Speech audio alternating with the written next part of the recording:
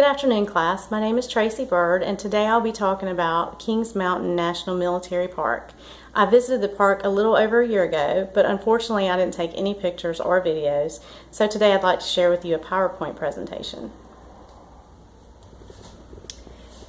Kings Mountain National Park is located an hour north of Greenville, South Carolina, close to the North Carolina border.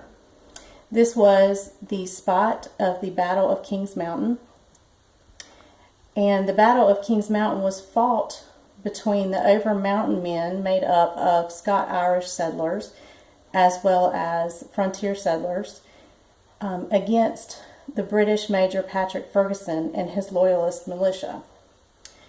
This battle lasted no more than 60 minutes, and in the end, Ferguson lost the majority of his militia as well as his life.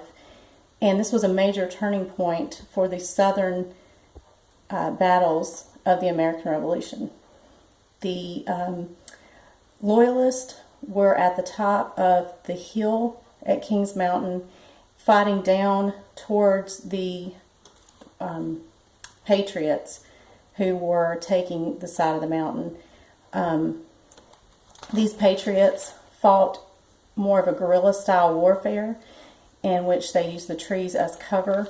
When the British would descend down the hill, they would use hatchets and things of that nature and come out from behind trees in surprise attacks. In the end, there were only about a little less than 10% of the Patriots lost their lives, where 1/3 of the Loyalist militia lost their lives and 600 were captured. This was a turning point in that this boosted the Patriots'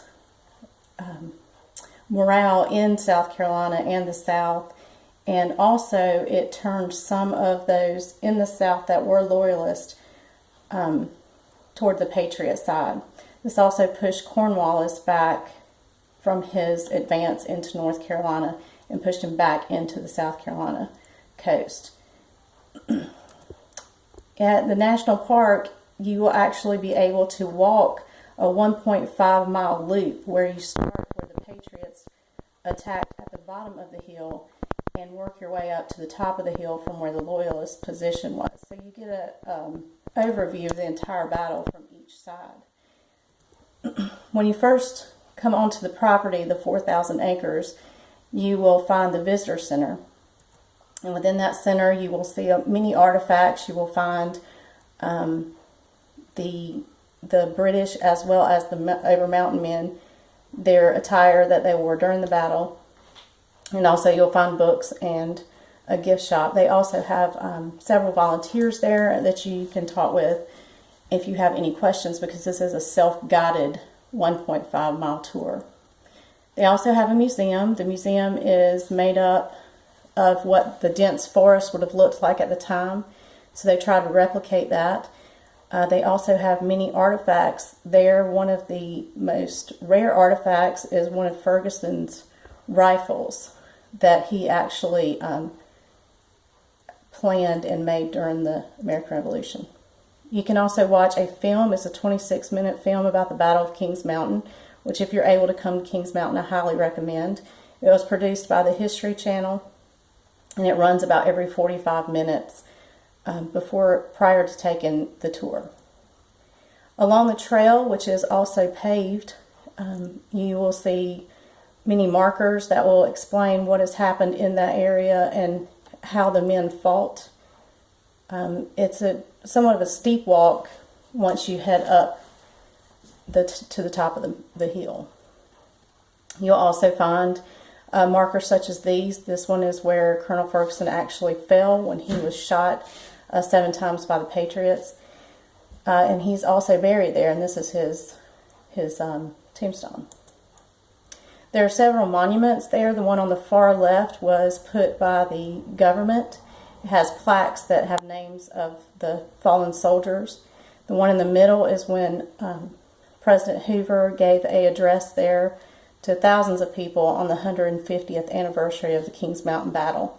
The one on the far right is one of the second oldest markers in American Revolution. It was put there in 1814. These are also trail markers that, again, talk about the battle and give you Bible information as you continue. As I said prior, this was a very important battle for the South Carolina campaign. It was a turning point for the Patriots. If you've ever seen the movie The Patriot, it's about this battle was fought very similar to what you see in The Patriot. It was also, again, the first battle that the Scots-Irish settlers were involved in, and there are many books written regarding how the Scots-Irish was a turning point for the